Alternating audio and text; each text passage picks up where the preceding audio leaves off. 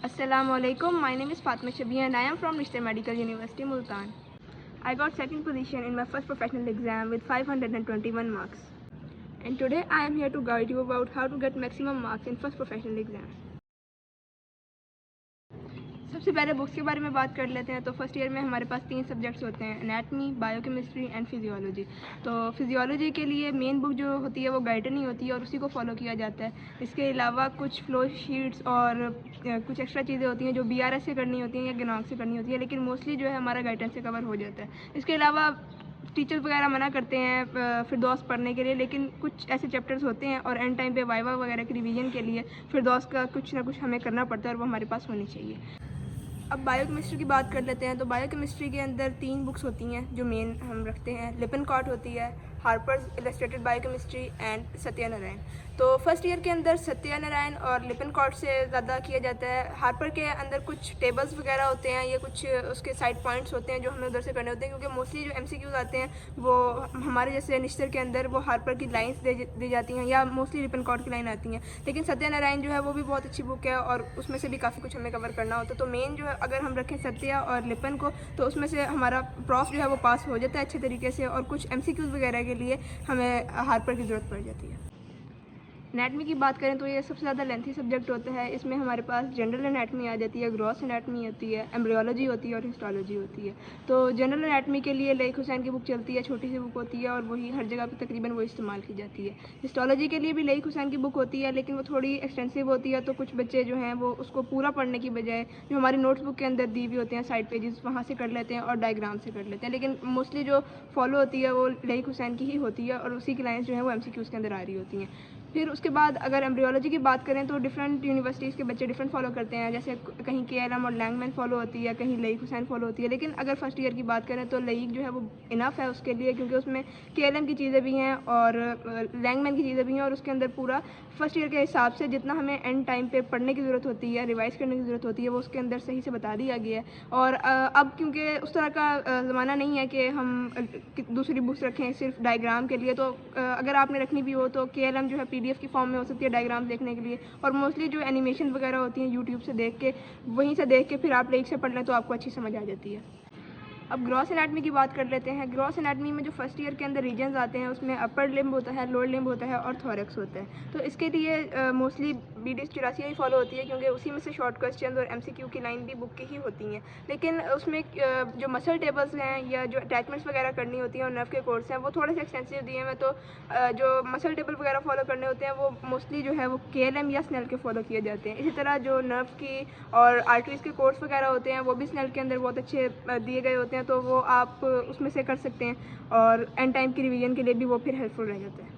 अब लेक्चर्स की बात कर लेते हैं। तो मोस्टली बच्चे वैसे लेक्चर्स पे जो क्लास में पढ़ाया जा रहा था उस पर गौर नहीं करते, लेकिन आपने ऐसे नहीं करना, क्योंकि मोस्टली टीचर्स जो हैं वो बेशक स्लाइड रीड कर रहे होते हैं, लेकिन उसके अंदर वो कोई ना कोई क्लिनिकल इस तरह के होते हैं, सिनेरियोज होते हैं, वो आपको बता रहे होते हैं। और एंड टाइम पे जो खासतौर पर यूनिवर्सिटीज़ होती हैं जिन्होंने अपना प्रॉफ खुद लेना होता है, तो टीचर्स मोस्टली वही वाले क्लिनिकल्स और सिनेरियोज आपको पेपर में देते हैं जो कि उन्होंने पढ़ाए हुए होते हैं। तो अगर आप थोड़ा तवज्जो से, अगर आपको समझ नहीं भी आ रहा तो कम से कम आप उसका पॉइंट नोट कर लें, उसका नाम नोट कर लें, बाद में घर से आके आप गूगल कर लें, यूट्यूब कर लें, तो वो आपको फ़ायदा रह जाएगा। यूट्यूब के लेक्चर की तरफ आएँ तो उसके अंदर एनाटमी के लिए डिफरेंट चैनल्स हैं, जैसे कि एसेंशियल ऑफ मेडिकल साइंसेज है, एनाटमी जोन है, कैन हब है। इनके ऊपर बहुत अच्छी वीडियोस होती हैं। इसके अलावा हम एनिमेशन देख सकते हैं मसल के अटैचमेंट के लिए, उनके नर्व के कोर्स देखने के लिए। डॉक्टर भानु प्रकाश का एक बहुत अच्छा चैनल है जिसके अंदर वो आर्टरी का कोर्स जो है उसको हाईलाइट करके आपको बता रहे होते हैं, और ज़्यादातर उसमें जो है उन्होंने पढ़ाया BDC के हिसाब से ही होता है, तो फिर आपको बाद में बुक्स रीड करने में आसानी रह जाती है। अब फिजियो की बात करते हैं तो उसके अंदर जो हमारे पास मोस्टली फिजियो आपकी कवर हो जाएगी ना, वो डॉक्टर नजीब के लेक्चर से हो जाती है। नर्व एंड मसल जो उसका पहला टॉपिक है उसके अंदर नजीब के थोड़ा एक्सटेंसिव है, तो वो अगर आप निंजा के ले लें, निंजा ने बहुत अच्छा पढ़ाया हुआ है नर्व एंड मसल, वहाँ से आप कर लें। इसके अलावा CVS जो है वो आप डॉक्टर नजीब से ज़रूर करें, क्योंकि ये बहुत कन्फ्यूज़ करता है बच्चों को। जो उसका वैस्कुलर सिस्टम है, उनको वेदो कंस्ट्रक्शन, वेदो डायलेक्शन, उनके अंदर बहुत कन्फ्यूजन हो जाती है एंड के अंदर आके। और हमारे जो प्रॉफ के अंदर वाइवा के अंदर क्वेश्चन पूछे जा रहे होते हैं वो मोस्टली इसी से रिलेटेड होते हैं, तो वो नजीब आपके बहुत अच्छे कॉन्सेप्ट जो है वो क्लियर करवा करवा देता है। इसके बाद जो हमारे पास रेस्पिरेशन है उसमें भी नजीब ने बहुत अच्छा पढ़ाया है। उसके अंदर जो हमारी डिफरेंट कैपेसिटीज़ होती हैं वो बच्चों को बहुत कन्फ्यूज़ कर रही होती हैं, तो वो भी आप डॉक्टर नजीब के लेक्चर से कवर कर सकते हैं। इसके बाद डॉक्टर नजीब के लेक्चर लेने के बाद तो आपको गाइडेंस ही मोस्टली वो पढ़ा रहे होते हैं, तो आपको दोबारा और किसी लेक्चर की ज़रूरत नहीं होगी और वो आपको बहुत अरसे तक जो है उनके लेक्चर रिटेन रह जाते हैं। लेकिन अगर जैसे आपने बुक रीड करनी होती है तो MBS मेडी लेक्चर्स होते हैं, उनके आप जल्दी जल्दी गाइडेंस की सीरीज़ फॉलो कर लें तो वो आपको आधे घंटे के अंदर पूरा चैप्टर कवर करवा सकते हैं। उसमें आपका अपना टाइम बच जाएगा, क्योंकि बुक रीड करने के अंदर अगर हम खुद बुक रीड करने बैठे तो उसमें हमें 2-3 घंटे एक चैप्टर के अंदर लग सकते हैं, क्योंकि अक्सर बातें और लाइन जो है वो समझ नहीं आ रही होती, बहुत कॉम्प्लेक्स करके लिखी होती हैं। तो उसके अंदर हम लेक्चर्स ले लेंगे तो वो आसानी रह जाएगी।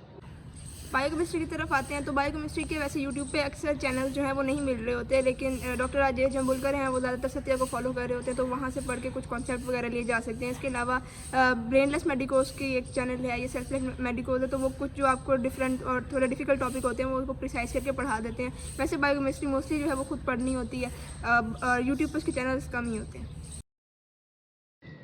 अब डेली स्टडी रूटीन की तरफ आते हैं कि कितने घंटे हमें पढ़ना चाहिए और किस तरह पढ़ना चाहिए। तो हमारे मेडिकल कॉलेजेस के अंदर हर 15 दिन बाद जो है वो सब स्टेजेस को फॉलो किया जाता है, स्पेसिफिकली एनाटमी के लिए, और 3 महीने बाद मोस्टली मॉड्यूल या फिर जो है असेसमेंट्स वगैरह फॉलो होती हैं। तो सब स्टेज का जहाँ तक मेरा हिसाब है वो तो ये है कि एनाटमी क्योंकि हमें बार बार रिवाइज़ करने की ज़रूरत पड़ती है, तो शुरू के दिनों में मतलब जैसे हमने आज सब स्टेज दी है तो आज कल और 1-2 दिनों के अंदर हम मैक्सिमम अगली सब स्टेज का कवर करने की कोशिश करें, ताकि जो बाकी का टाइम है उसके अंदर वो रिवाइज़ किया जा सके और इस तरह आपको बाकी एनाटमी और फिजियोलॉजी और बायोकेमिस्ट्री पढ़ने का टाइम भी मिल जाता है। वरना अक्सर बच्चे जो है एंड टाइम के ऊपर आखिरी 2-3 दिन के अंदर जो है सब स्टेज का कर रहे होते हैं, इस तरह उनको अक्सर कॉन्सेप्ट नहीं समझ आ रहे होते, अक्सर चीज़ें भूल जाती हैं और वो एनाटमी ज़्यादा दिन तक रिटेन नहीं रह पाती।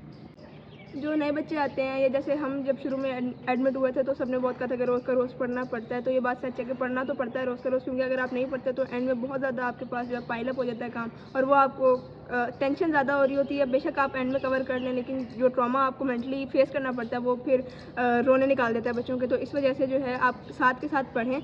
एनाटमी आप डेली करने की कोशिश करें, बेसिक थोड़ी थोड़ी करें। सब स्टेज को का शेड्यूल जो होता है बहुत अच्छा उन्होंने दिया हुआ होता है, तो उसको फॉलो कर लें तो एनाटमी तो उसकी तो टेंशन लेने की ज़रूरत नहीं है। और साथ में फिजियो और बायोकेम ये रह जाती है, इनके लिए जो है असेसमेंट्स होती हैं हमारे पास, वो लेकिन 3 महीने बाद होती हैं। तो उसको किस तरह मैनेज करना है कि आप एनाटमी आपने अगर डेली करना है तो साथ में एक दिन आप फिजियो को दें, एक दिन बायोकेम को दें। इस तरह अल्टरनेट डेज के ऊपर जो है आप इन दोनों चीज़ों को मैनेज कर सकते हैं। एम्ब्रियोलॉजी के बारे में बात करें तो कोई इस पर ज़्यादा फोकस करता नहीं है, लेकिन अगर देखा जाए तो एक एम्ब्रियो का जो है वेटेज वो अपर लिम्ब लोअर लिम्ब जितना ही होता है, क्योंकि प्रॉफ के अंदर जो इसका पोर्शन आता है वो 17 to 18 मार्क्स का होता है, जितना ही अपर लिम्ब का होता है या लोअर लिम्ब थॉरैक्स वगैरह का होता है। तो इस पर फोकस करना बहुत ज़्यादा ज़रूरी है। इसका सबसे आसान तरीका ये है कि डॉक्टर नजीब के बहुत अच्छे लेक्चर हैं फर्स्ट ईयर के लिए, सेकंड ईयर में नहीं है उनके, लेकिन फर्स्ट ईयर के लिए बहुत अच्छे उन्होंने समझाए हुए हैं, तो वो आप लें और इसको आप कोशिश करें कि एक ही बार टाइम लगा के 4 से 5 दिन के अंदर एम्ब्रियो कवर कर लें, क्योंकि आपका एक मेन सब्जेक्ट कवर होगा। क्योंकि बार बार रोज़ टाइम नहीं होता कि फिजियो बायोकेम और इन सब चीज़ों के साथ आप एम्ब्रियो भी फॉलो करें, तो इस वजह से आप एम्ब्रियो को एक ही बार में 3 से 4 दिन लगा के 3 से 4 दिन मैक्सिमम लगते हैं इसको कवर करने के अंदर, तो आप करके एक तरफ कर दें और बाकी फिर थोड़ा थोड़ा जैसे क्लास में पढ़ा रहे हैं तो वो आप रिवाइज़ करने हैं, तो आपका लेक्चर के अंदर भी वो रिवाइज़ हो जाएगा और आपको बहुत अच्छी एम्ब्रियो की तैयारी हो जाएगी। MCQs की बात कर लेते हैं आप। तो MCQs जो है वो मोस्टली फिजियोलॉजी में तो गाइटन की लाइंस आ रही होती हैं, बायोकेम के अंदर लिपनकॉर्ड और हार्पर की लाइन होती है, लेकिन अगर आप हार्पर ना भी करें तो इतने स्ट्रेस वाली बात नहीं, क्योंकि मैंने भी नहीं की थी। लिपनकॉर्ड आप कर लें वो और सत्या कर लें तो वो आपके कवर हो जाते हैं मोस्टली MCQs। इसके अलावा एनाटमी के अंदर BDC की लाइन्स आ रही होती हैं और आपने जो है असेसमेंट वगैरह के अंदर सेंडअप के अंदर और प्रॉफ के अंदर जो पास पेपर के MCQs हैं ना वो आपने फॉलो करने हैं। इसके लिए MBBS कैफेटेरिया की बुक होती है, उसके अंदर बहुत अच्छे एरर्स तो होते हैं उनके आंसर्स के अंदर, लेकिन अगर आपने बुक को थॉरली रीड किया हुआ है तो आपको आसानी रह जाएगी, अगर कहीं गलत भी है तो वो आप डिटेक्ट कर सकते हैं। इसके अलावा Key to UHS और यूनिवर्सिटी के जो अपने पास पेपर के क्वेश्चंस होते हैं वो MCQs के अंदर आ रहे होते हैं, तो उसको एक बार ज़रूर देख लेना।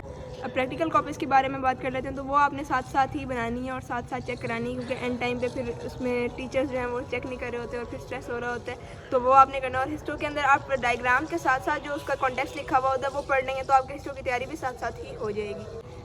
पेपर अटैम्प्ट करने के बारे में देख लेते हैं। तो मोस्टली जो यूनिवर्सिटी के अंदर टीचर खुद भी आपको बता रहे होते हैं कि आपने जो है वो पैराग्राफ की फॉर्म में नहीं लिखना, आपने जो है उसे फ्लो चार्ट की फॉर्म के अंदर रखना, ताकि टीचर्स को जो है वो पढ़ने में आसानी रहे।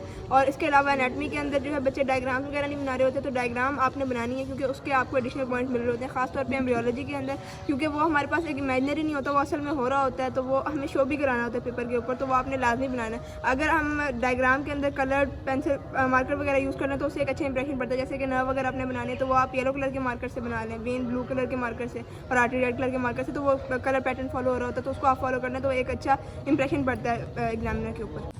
रिटर्न के बारे में तो मैंने आपको गाइड कर दी है। अब हम वाइवा और ऑस्पिस के बारे में देख लेते हैं। तो ऑस्पी के अंदर जो एनाटमी का पोर्शन है ना, वो सबसे ज़्यादा वेटेज रखता है, तकरीबन 48 मार्क्स होते हैं। इसके अंदर एम्ब्रियो भी आ रही होती है, एम्ब्रियो के जो मॉडल्स होते हैं वो होते हैं इसके अंदर। इसके अलावा एनाटमी जो ग्रॉस होती है वो भी इसमें होती है। तो डिसेक्शन जब हम कर रहे होते हैं तो मोस्टली टीचर तब वीडियोज़ बना देते हैं, या हमारे सीनियर्स की वीडियो होती हैं, या यूट्यूब के अंदर जो वीडियोज़ होती हैं वो आपने देखनी होती हैं, और वहीं से आपको स्पॉटिंग जो करनी होती है वो वहाँ से हो जाती है। जो स्टेजेस के अंदर आ रही होती हैं वो थोड़ी सी डिफ़िकल्ट रखते हैं वो, ताकि बच्चों को असेस किया जा सके। लेकिन प्रॉफ जो है ना, उसकी ऑस्पी जो है वो बहुत आसान होती है। बायोकेमिस्ट्री और फिजियोलॉजी की ऑस्पी जो है वो ज़्यादा मुश्किल नहीं होती। जो प्रैक्टिकल होते हैं उसी के साथ एंड पे कुछ क्वेश्चन दिए हुए होते हैं, या बायोकेमिस्ट्री में से साथ साथ होते हैं, तो मोस्टली वहीं से आ रहे होते हैं, वो बहुत आसानी से हो जाती है। वाइवा की तैयारी का जहाँ तक हमारे पास होता है, तो वो हम अगर ग्रुप स्टडीज़ करें तो हमारे लिए ज़्यादा बेनिफिशियल रह जाता है, क्योंकि जो वाइवा के क्वेश्चन होते हैं वो ग्रुप में शेयर हो रहे होते हैं, तो एक दूसरे से एक तो क्वेश्चन पता लग रहे होते हैं, दूसरा जो है आंसर करने का हमें पता लग रहा होता है कि किस तरह टीचर को हमने जवाब देना है, क्योंकि इसके अंदर हमने तकरीबन रिटर्न तो हमने दिए हुए होते हैं और ऑस्पीज भी दी हुई होती हैं मोस्टली, तो हमारी तैयारी होती है, बस हमें एक बार से गो थ्रू करना होता है। अब और एंड पे इतना इंसान बर्न आउट हुआ होता है कि वो पूरी बुक्स दोबारा नहीं पढ़ सकता, तो वो ये होता है ग्रुप स्टडीज़ के अंदर के कुछ आप अपने फ्रेंड को पढ़ा देते हैं, कुछ वो आपको पढ़ा देते हैं, तो इस तरह काम भी जल्दी हो जाता है और आपका जो है वाइवा की तैयारी भी अच्छी हो जाती है। और मैं आपको ये एडवाइस करना चाहूँगी कि आप अपने इंटरनल असेसमेंट जो है वो लाजमी पास करें, क्योंकि एंड के ऊपर स्टेजेस, सब स्टेजेस और इंटरनल असेसमेंट के मार्क्स बहुत ज़्यादा काउंट हो रहे होते हैं। और क्लास में अपनी प्रेजेंस को जो है वो इंश्योर करवाएं, टीचर के सामने आपको पता होना चाहिए, और टीचर को आपका कुछ ना कुछ आइडिया होना चाहिए कि बच्चा पढ़ने वाला है, ये आप आगे आगे रहता है हर काम के अंदर। तो वाइवास के अंदर इसका बहुत ज़्यादा बेनिफिट हो जाता है। और जो असेसमेंट्स होती हैं, अगर आपको वाइवा में कोई क्वेश्चन ड्रॉप भी हो जाए तो असेसमेंट की बेस के ऊपर आपके अच्छे नंबर लगा देते हैं। एंड पे मैं आपको ये एडवाइस करना चाहूँगी कि आप पढ़ाई पर तवज्जो दें, लेकिन साथ में जो आपके कॉलेजेस के इवेंट हो रहे होते हैं तो उसमें ज़रूर आप पार्ट लें, क्योंकि अक्सर जो है हम सारा साल पढ़ते रहते हैं और बहुत ज़्यादा अपने आप से एक्सपेक्टेशन रख लेते हैं कि इतने मार्क्स आएंगे, इतने मार्क्स आएंगे। एंड पे जो है वो लक अगर नहीं होती, अल्लाह ताला की मर्ज़ी नहीं होती, तो मार्क्स भी कम आ जाते हैं, और एंड पे ये रिग्रेट भी रह जाता है हमें कि हमने कॉलेज के फंक्शन भी नहीं इंजॉय किए और हमारे मार्क्स भी नहीं आए इतने पढ़ने के बावजूद।